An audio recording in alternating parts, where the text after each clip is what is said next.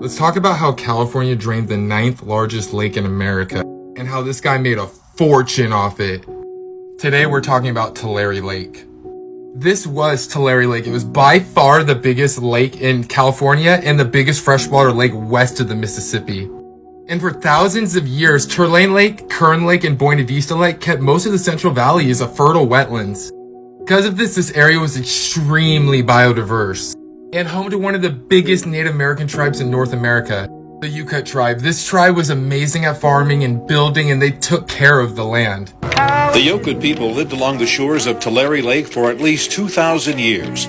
In their story of creation, they believe the mountains on each side of the lake, the Sierra and the Coast Range, were scooped from the mud of the lake bottom. Its waters were the source of all life, the abundant plants and wildlife they lived on. But everything changed after colonizers showed up. In the 1800s, American settlers started moving west. They saw huge potential to farm California, so they started draining the lake and building dams and diverting all the river's water for their farms. And they did it fast.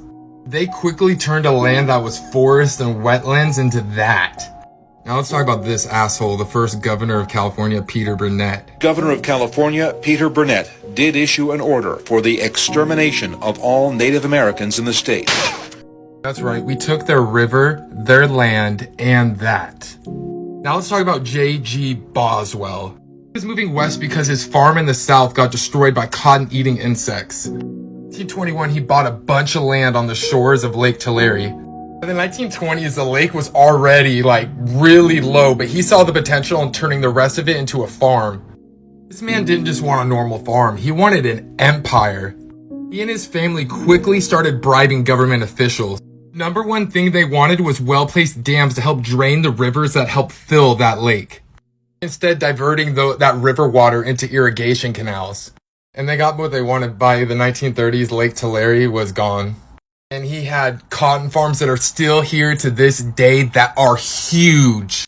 The last thing I want to say is, yes, bad farming practices did affect this lake, but this man's greed is the real reason why that lake is gone today.